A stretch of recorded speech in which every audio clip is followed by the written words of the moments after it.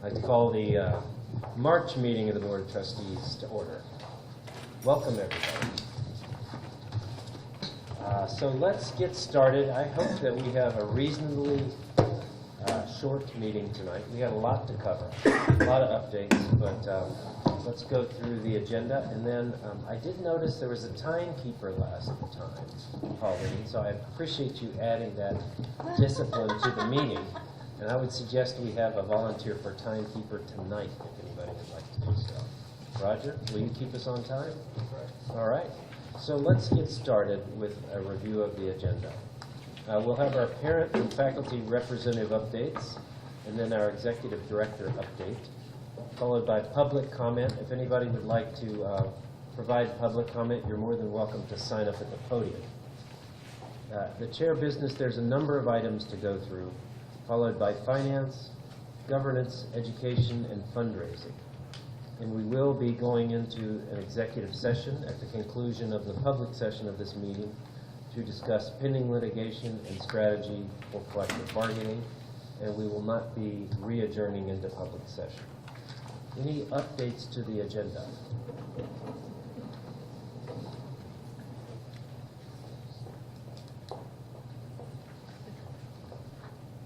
No? All right. Let's take a look at the minutes then.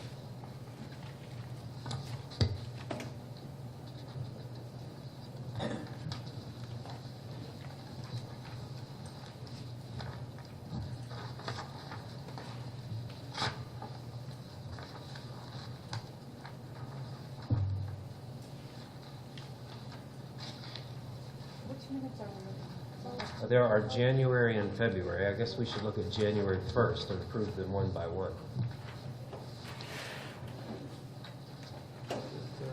Is there a page missing? Yeah, there's a page missing on this. I was going to say. And they're not The January numbered. one? Yeah. Which, is it, Starts with Is it just in the wrong order or is it missing? Oh, the first page is missing. Whatever first page. page. yeah. What's missing? I'm sorry. The first page of the January meeting minutes after the cover sheet Yeah. seems to be missing. Oh, I printed them out. I don't know Yeah, what that's happened. all right. Let's just make sure they're not out of order. Or in the February. Oh, yeah. There actually could be two pages missing. There's actually, I believe, I wonder if it was a 2-to-1 thing, you know, sometimes you push the wrong button. let's just double check. No, it's not in there. Do we have them electronically that we can look at them? I'm It's sorry, okay. I just said, Brandon. We rely on our machine. They were taught. We need to table that, right? Could we table it and ask? I think we can get them up online here. Yeah, can we get them up online, because we already tabled them a lot. Yeah. No, I meant table them until they come back later in the meeting if we can't do it. Yeah, let's go ahead and look at, Then you can look them up. let's go ahead and look at February meeting minutes now. And if there's I any, can go back and see if I can print them again. If you we're going to see if we can get them online and probably prepare them. So let's look at February while Pauline's scrambling. Look at February. Pauline's month there. She's looking at February too. What is that? Yeah, February has the same problem. February has the same problem. There must have been some sort of printing. Yeah. Okay. Move on to the next one. So let's come back to them in a little bit if we can get them electronically. All right. So we'll turn now to Melissa with the parent update. Oh, okay. And Melissa, before you start, I'm supposed to announce that we are being videotaped for public record. Go right ahead. Okay. So I just had three things. One, I wanted to give an update on the parent rep candidates, and that process is almost complete. So working with the PTO board, we did interview 3 candidates this week. We've invited candidates to come to meetings so that they can be sure they want to join the board, and we'll make a decision very shortly, and I think it'll be announced prior to the PTO May meeting. Okay.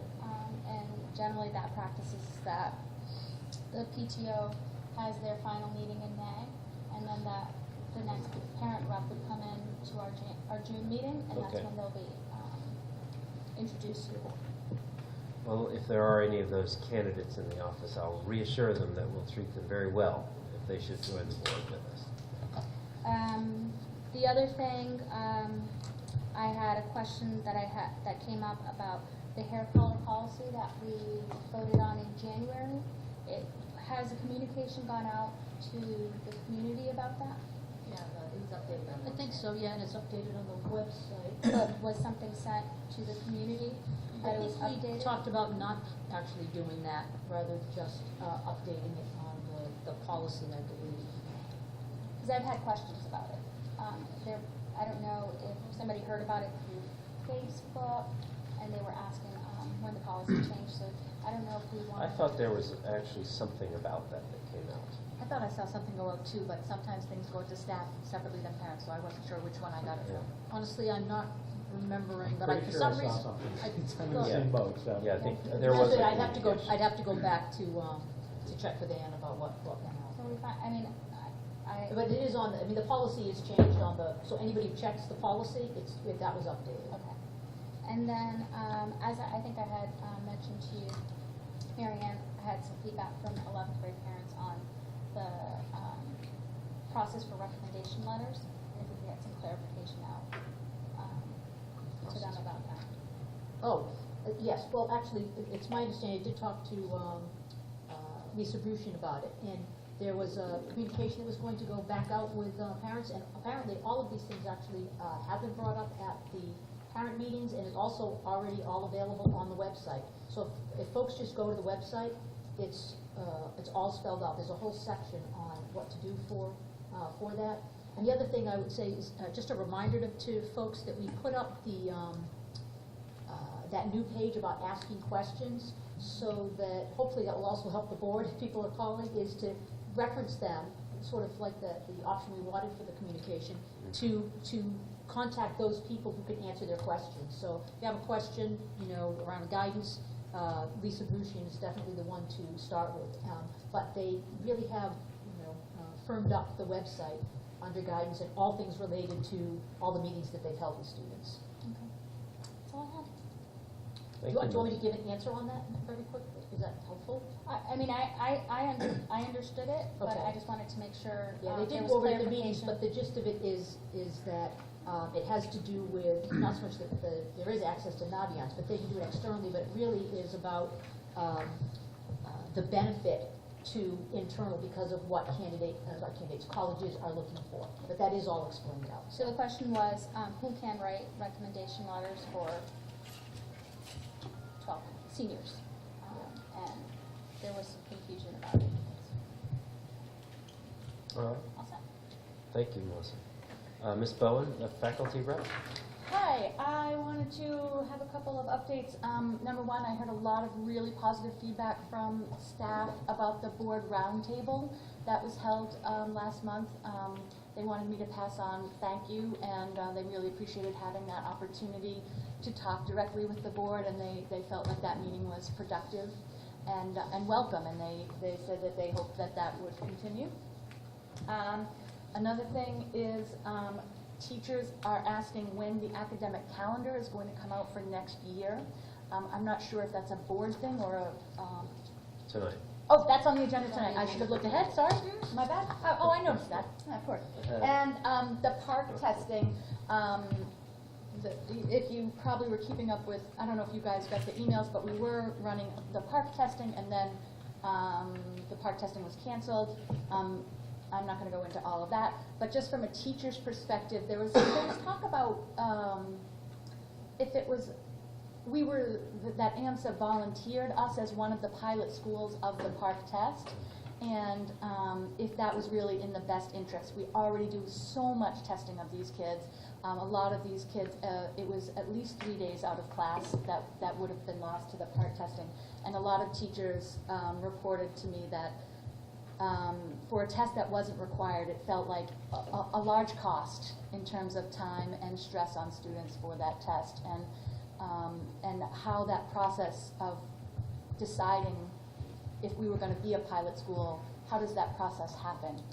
Want me to quickly answer that? Sure. Yeah, so it was a decision that we got together with the department chairs and we talked about the benefits and which, it was only gonna impact English and math.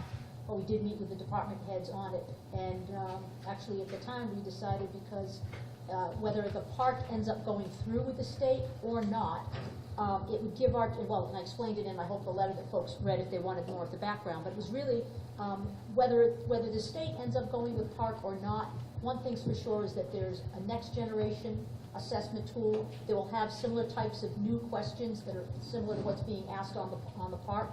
And so we wanted a chance to expose our students to those questions and for us to get a peek at what are those kinds of questions going to look like. Because if the park does roll out, it will become high stakes. If it's not park and it's a Massachusetts version of a new next generation, it's a new type of questioning. And we wanted our kids to be able to get a peek at that and our staff to be able to get information about what that was about. So that's why we selected to participate. And also because we got a chance to take a peek at it without it being in the high stakes round. Whereas if we had opted to take it in grades 3-8 where it would be required, which for us would obviously have been 6-8, it would have counted and we would have had to be reporting on it. Whereas in this way, we got a chance to experience it or be exposed to it without it having any reporting ramifications. It would just be an opportunity for us to be exposed and our kids to get a peek and our staff to get a peek at it without any reporting or high stakes. It was kind of like a low impact way to get exposed. So that's how the decision was made. If I may ask, Sure. As a pilot school, do we give feedback to the Department of Education, in terms of, do we think this is the right path or not, or issues and so forth? No, influence that? it wasn't really a pilot. It was they're doing a field test, and you had an option to participate in the field test, which again would allow you to have exposure. If Massachusetts goes with the park assessment as their MCAS replacement, it will not become effective as a high stakes, meaning a graduation determination, until 2018. What's been happening with some background is just that across different aspects of the state, and quite frankly even the country, there are some political movements about not accepting the park in particular as the tool, the same way as the other states that have adopted smart balance, for them not to do it. So Massachusetts was starting to make the transition to park. With the controversies popping up, we're not sure if we're going to go with it, which is kind of ironic because our commissioner was the one who nationally was helping to facilitate the park assessment tool. So that's sort of how that all came about. But again, that for us, it was sort of the low risk option to be exposed, but it was really information the state was going to be using for field testing. We were just going to take advantage of an opportunity to have a peek, really. I appreciate the answer, so thank you. I think that because it was juniors who were taking it, and a lot of our juniors are taking AP classes, and the timing of that test, we would have lost 3 class days on top of all of our 8 snow days, which of course we couldn't have anticipated. But a lot of teachers were, it didn't really just affect math and English, because once you pull them up for that testing, they're missing their other class days. Agreed. Yeah. So that was a concern that teachers had. So Is it being piloted next year as well? No, well, next year, well, the state hasn't determined, but right now, it is, the plan was that for 3-8, it would become the replacement test for 3-8, and just because until they filter it up and collect the data for the high school to make it high stakes, it wouldn't become high stakes until 2018 for the high school level. But in other districts, and for us, if they adopt it, next year we would be needing to do it in 6-8, and would not have had a peek at it at all, in any grade level like that. So that was our thinking. Laura? Anything else? Okay, thank you very much. On to the executive director update, and we budgeted 20 minutes for this. Greg, I don't know if we want to circle back. Are we ready for notes? We're ready. Or meeting minutes? Okay. So we've got them online. I apologize for that, but let's just take a peek. These are the January ones. All right.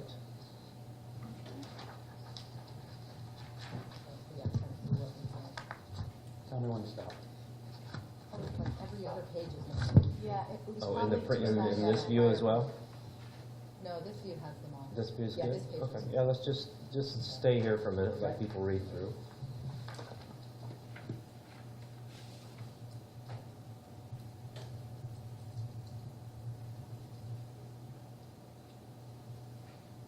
And then, I guess on these complaints, there was a vote taken to accept the task force findings, is that correct? And I don't, It's Yeah, there. that's oh, and it's at the very bottom, okay, all right, good. All right, let's stop there just to look at the third complaint. We have, So that one is on this page we have. this page we have. Okay.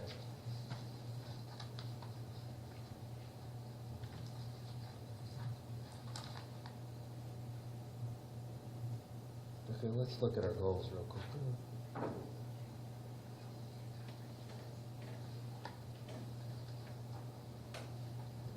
We do not have that. Yeah. That's every other page. Okay, any questions on this page before we move on? Okay, so let's just scroll down one full page. The one thing I had mentioned at the last board meeting about this is, if we, just more in depth of how we partially met, was feedback that I You- That we you- just said we partially met, it doesn't really, Doesn't say what we did doesn't and what we explain didn't. which one we met, it doesn't really fully. I thought we were gonna update something. So to coming out put of more that. detail in the minutes here, were you suggesting? Yeah, we talked about it at the last board meeting. I don't know if we were gonna update something that went out as a letter to the community, Pauline, do you remember? I didn't remember that we were going to do it. We had the goals, and what we were gonna do was update each of the individual little sub-goals, right? Because they Yes. was not met yet. Yes, so that we can Yeah, you know, clarify I what didn't was take met. that as a action item, because I was chairing it, so I didn't, very stinky notes from last month. All right, but nothing that needs to be updated here, but it just reminded me of it, sorry. Any had a question about this one? Yeah, I always read the parts that have my names. I'm just wondering if that's clear enough, where it says Melissa Bear and Jessica Bowen, Latin is the only choice in grades 6 through 8. Geography and history were taught separately. The word were, I'm just not sure if it's clear, because when I first started teaching here, geography and history were offered as separate classes that kids, it showed on their schedule as separate things, and they no longer have that. It's, the history class is presumed to wrap up the geography skills within it now. Yep, so at the top, it says that we're examining the variances, so this would be just the variances. So, but is it clear what the history and geography were taught separately? I don't know if that's the now They or no the longer later. are, That's the no variance. longer are.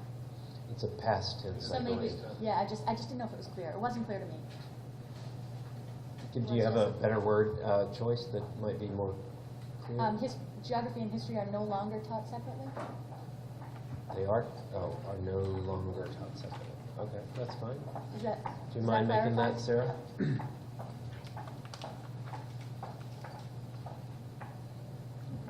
Should we revise it to Melissa Era? Melissa Era and Jess, what here? That was under the section of, Curriculum and standards. I was, Yeah. I wasn't here at the meeting when we did that, but I was there when we went to all that Okay, stuff. let's- So you don't want to do this. So, the other thing, Sarah, yes, because Jess arrived a little bit later in that meeting, so it should probably just be my name. Well, that was the group that was tasked Yeah, with you looking did. Yeah, at this. okay. This isn't who presented, this was the group that was tasked with looking at it. That part I was. so it is Jess and Melissa. Okay.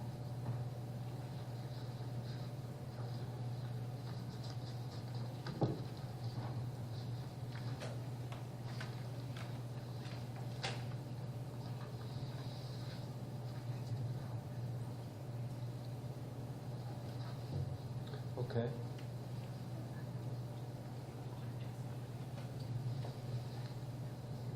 Yeah, this is a page that was on there.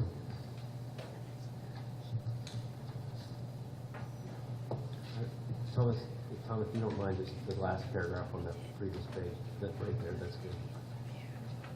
We have the. Oh, we have it. in our packet. So the next page we go from that. Okay.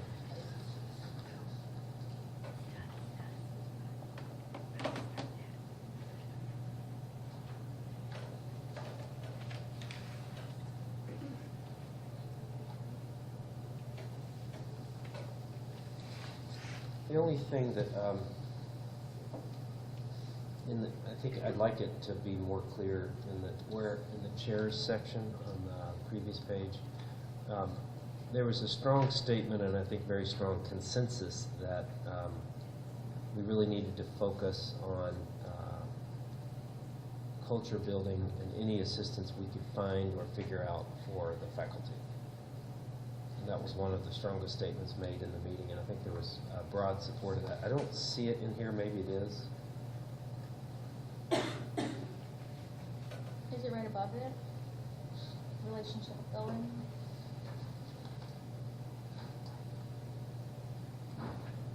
Where, Well, actually, it would have been after that, right? well, it should have been in Because it the would have State been of the after the Union, State of the- basically. I think Right that's- here. Yeah. Yeah, right there.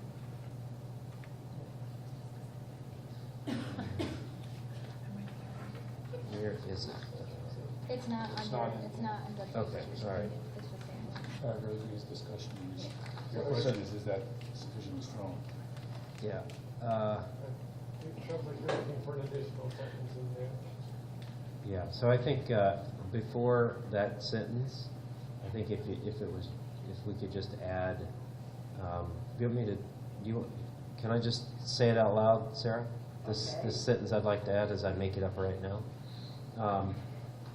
I think the chair identified that the most important contribution the board could have to the advancement of the school was centered on assisting the faculty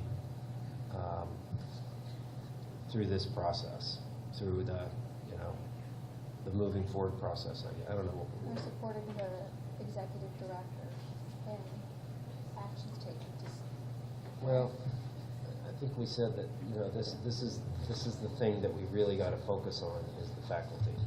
And whatever help we can figure out how to give them and to make their environment better and stronger, that we really wanted to focus on that. Provide a supportive presence too? So it's the second paragraph of the chair and vice chair State of the Union.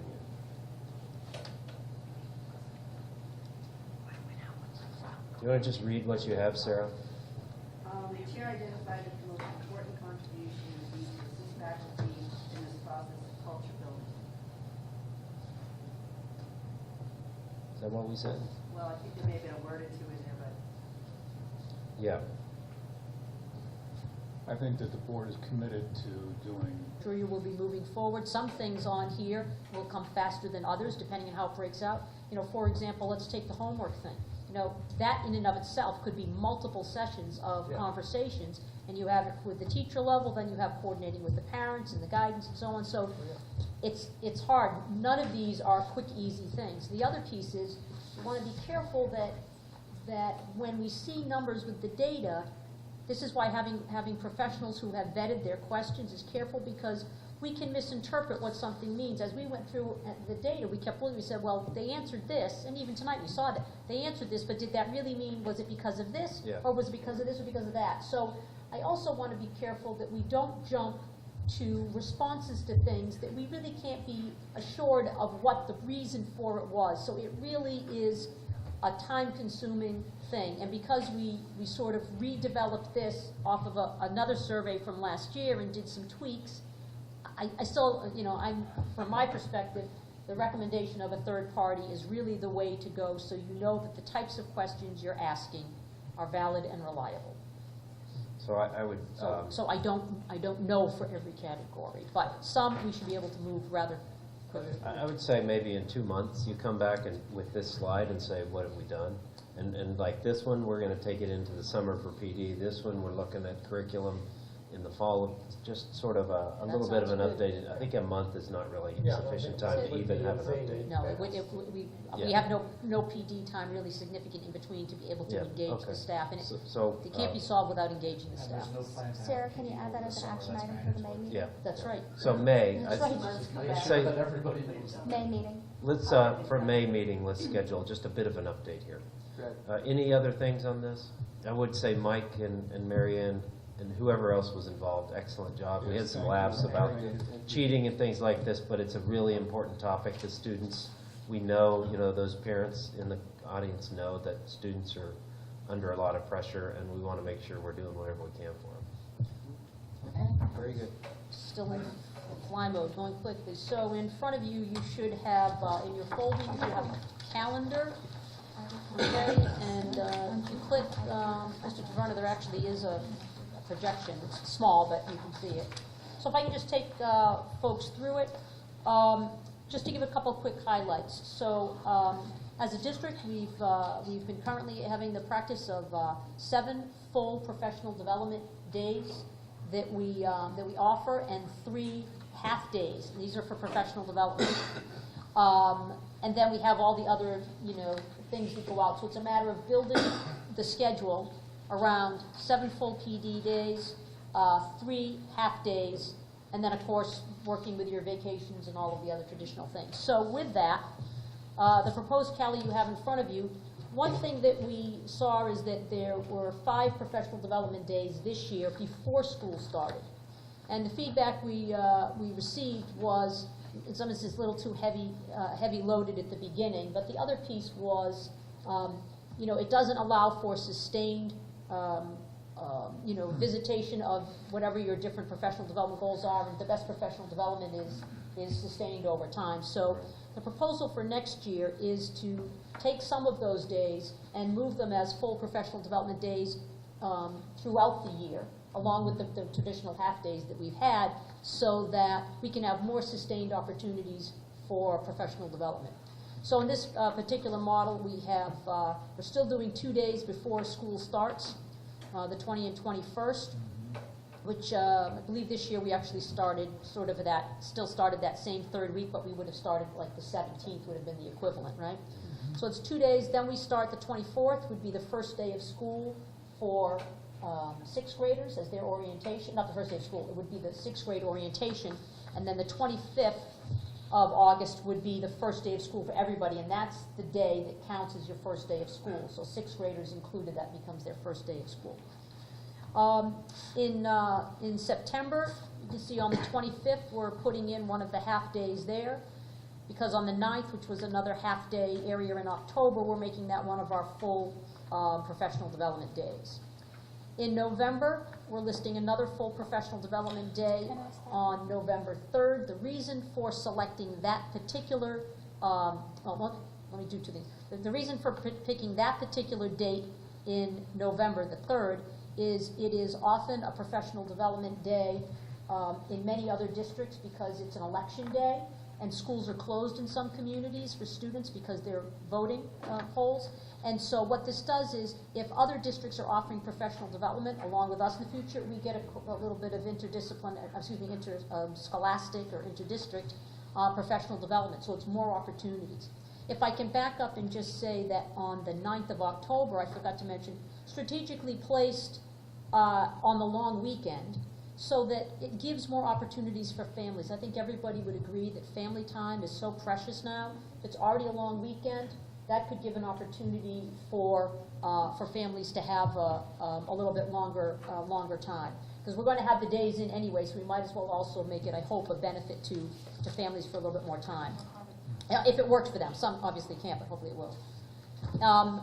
Then we have the traditional break in November for the half day for Thanksgiving, and then the Thanksgiving break.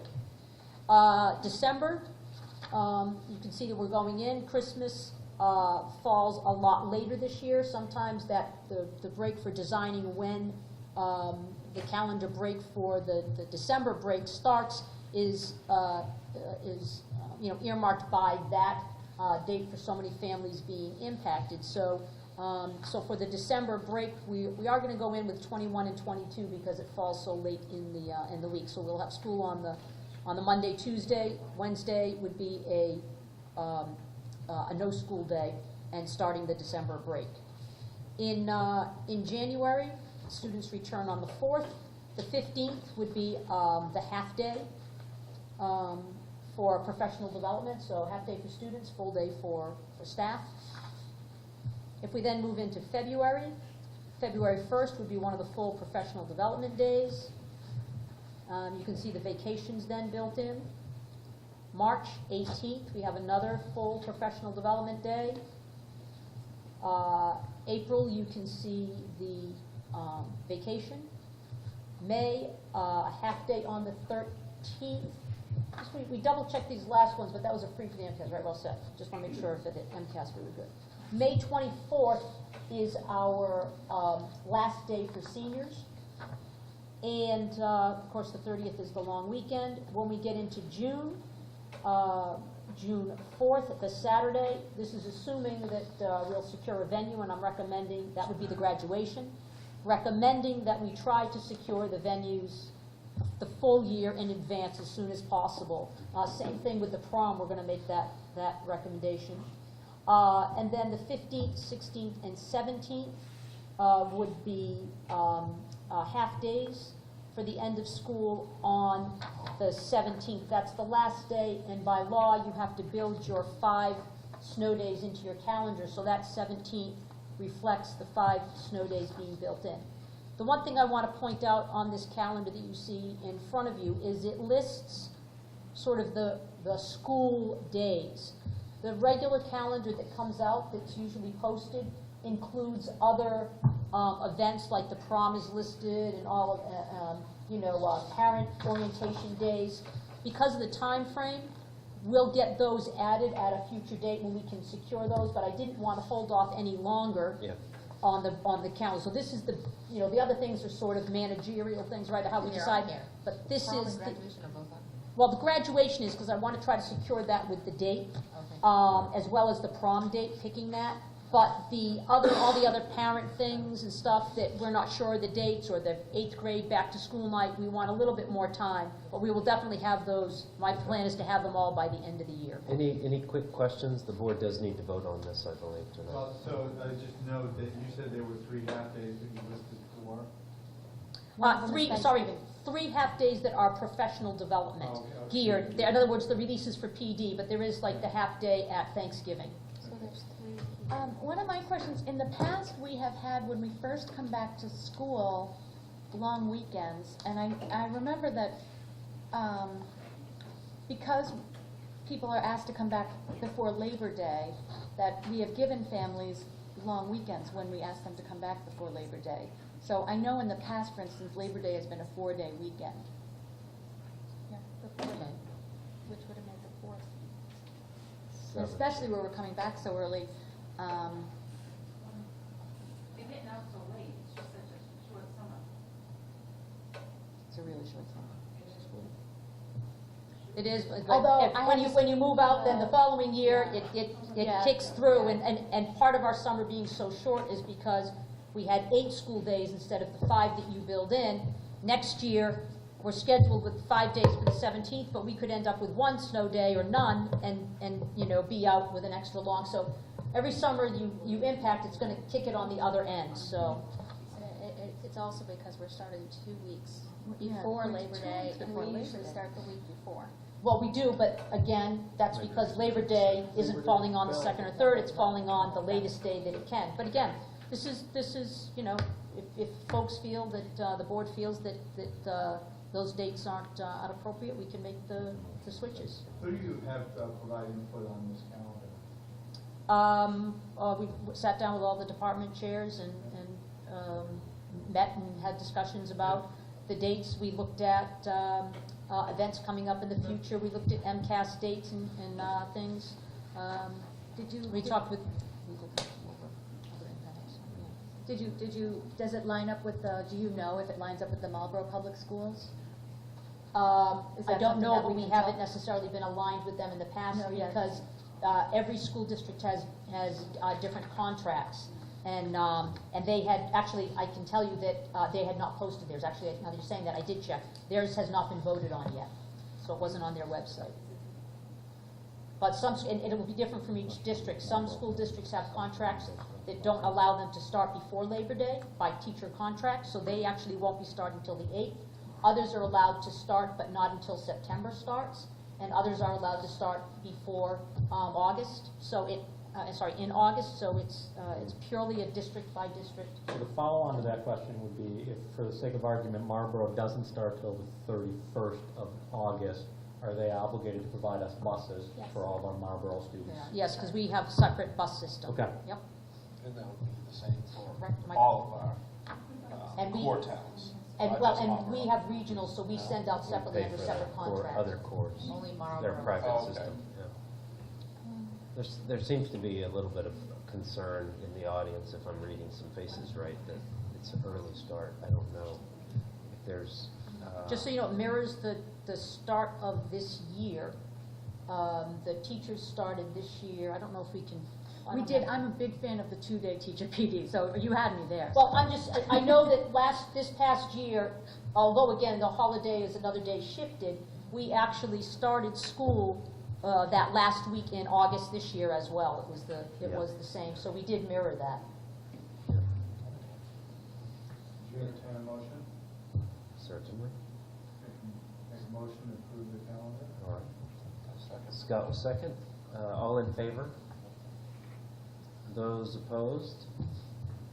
2 opposed. The motion passes. 2 opposed. Yeah. Melissa and Jessica.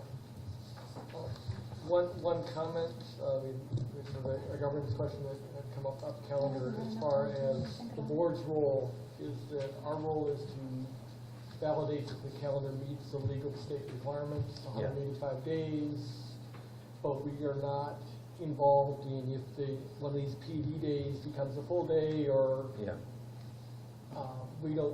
or graduation moves to a different Saturday, that's not our role as the board. But if there's a major change, we would be involved. Friendly comment, I think it would be helpful for us to preface, when we get into these discussions, to What our preface role the is. discussion with what our role in this Good point. is. Yeah. All right. Help us focus. Thank you, Rod. Public comment, I do not believe we have any. So let's move on to chair business. Miriam wasn't done. Oh, you weren't done? Well, well, when it says ED update, I thought we could update about things, because we have the action steps that we said we were gonna do monthly around climate. That's around, that's under, Your chair. business. Oh, you wanna do that later? Okay, We can that's do good. that here. Okay, That's I'm good with okay. that, yep, I'm good with Okay. that. All right. So for chair business, there's a number of items. I think most of these items will be pretty short. The thing that we'll probably want to spend more time on than anything is the ED recruiting task force update, just to make sure all we're aligned for the next week's activities. Roger, are there any formal complaints to update upon? I believe we still have one outstanding formal complaint. And it's not ready for update? It is, it is. Yes, it is. Oh, it is? Okay. All right. So, thank you. I apologize everyone for the time that this has taken, but it was a combination of having 6 or 7 people to talk to, having several meetings to hold, both in person and on the phone, and the holidays, and the fact that we only have a monthly meeting. So if you lose a day, you can lose a month, and hopefully we won't get too much more practice at this, but we'll get better as time goes on. So the task force, comprising Scott and Rick and myself, was asked to investigate 5 complaints by 5 employees regarding comments made by one trustee at the October 23rd meeting. The complaints were very similar and overlapping to a great degree, so we took them as a body. And there were basically 4 substantive areas, or 4 kind of different allegations that were made that we looked at. The first was that there was a violation of confidentiality rights of a candidate for the position of principal at Amsac. And again, after interviewing all the parties and reviewing the tape a couple of times, we looked and we said that, and our finding is that at the time of the meeting in question, that candidate had already been identified as a semifinalist for the position, and therefore his application was no longer confidential. So we found the confidentiality was not violated because there was no confidentiality due at that time. The second item was improper attempt to influence the ongoing principal search. We found that the trustee's remarks were in fact outside the boundaries of the search process, but there was no explicit prohibition against her reporting to the board opinions that had been expressed to her. However, we do believe that this communication was unfortunate and that the board should put explicit expectations in place to prevent future occurrences in similar situations. The third was allegation that this trustee had misrepresented faculty sentiment regarding a candidate for the principal position. During her remarks, the trustee stated that she could not claim to be speaking for all of the faculty as a whole and repeated that several times during her remarks. She admittedly did not seek input from the entire group. However, no guidelines exist regarding how the faculty representative of the Board of Trustees should solicit feedback. The task force recommends that the board examines the role of the faculty rep and devise appropriate guidelines. And the fourth and final allegation was that unsubstantiated statements were made regarding AMSA salaries being discriminatory against women and immigrants.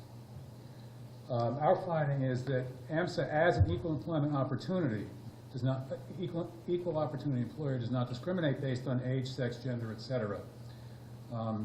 And that individuals who believe they've discovered a violation of the policy may follow the whistleblower process spelled out in the employee handbook or follow procedures dictated by the Mass Commission Against Discrimination. And the Board of Trustees is not empowered to act on such an allegation outside of those prescribed processes, so the merits of those statements are beyond our scope. We've had no founding. In summary, our sense was that the largest contributing factor to all of the above complaints was a lack of clarity regarding expectations of the faculty representative to the Board of Trustees. We recommended the board address this by assigning the governance committee to take up the matter and create appropriate guidelines. Although outside the scope of this investigation, the task force also noted that the role of the parent representative is similarly undefined and would benefit from clarification. Scott, Rick? I think you fundamentally captured it. I mean, it comes really down to there's a lack of guidance of those, in terms of what those roles should and should not do. And beyond that, I think it's weaved into what he said. There may be an opportunity, we as board, even if there's not an explicit guideline, if we sense that something may be going in a direction that it shouldn't be during discussions as a board, we may want to somehow have a vehicle to say, we need to get off that topic in a public forum right now and determine what's the best way of addressing that concern. Scott? Yeah, I agree. Yeah, I would add to what Rick said, that came up in our discussions, is that we all kind of share responsibility for keeping the conversation here at the appropriate level, and it's not always clear what that is, and so if it's not feeling right, we should Interrupt. the chair or any of us should say, gee, I'm really not sure this is something we should be going into here, and give us a chance to air that without, saying somebody's wrong or somebody's bad, but because we're all figuring out as we go along. So, do you need to vote? Do we need to vote to? Accept the findings. So, But just one comment if I may. So, and I guess the governance committee will certainly take a look at this, but it would seem like the board should not be the only input establishing guidelines for the faculty rep and the parent rep. Seems to me the parties that Elect them. ought to be. Actually, that is something we actually did have. Okay. We actually did say that Okay. also. Fair enough. We thought it may be a good idea, board may want to take a first pass at some recommendations or guidelines or skeleton, and then to your point, have feedback from constituent groups or faculty and parents. So it sounds like there's two recommendations.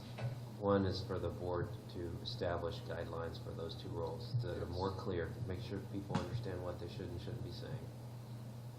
And the board should take greater accountability in sort of policing ourselves when we get into territory that it's not well defined or or, I think is really not well defined in sort of our responsibility to participate somehow. I think so, I would, Yeah. yeah. And the only other thing, just to Ken's point, in terms of the board may want to come up or make a straw man, so to speak, of those guidelines, but have them reviewed and bought in by other stakeholders. Right. Okay. Any other comments? I'll make a Okay, motion to thank accept you the all for your findings. patience. So Melissa's made a motion To accept the findings. I'll second that motion. And Mike has made a second. All in favor? All opposed? Motion passes. Thank you very much. And the task force is dissolved. Do we wish to, so we accepted the findings of the task force. First, I applaud them for the hard work. I have been involved with some of them in the similar challenging ones in the past. But you also had some recommendations for the board. I just want to make sure that those got captured as well. Yeah, the two outcomes, right, So, So there need to be summarize action that. items. as So are- action items. But there's an action item for governance. so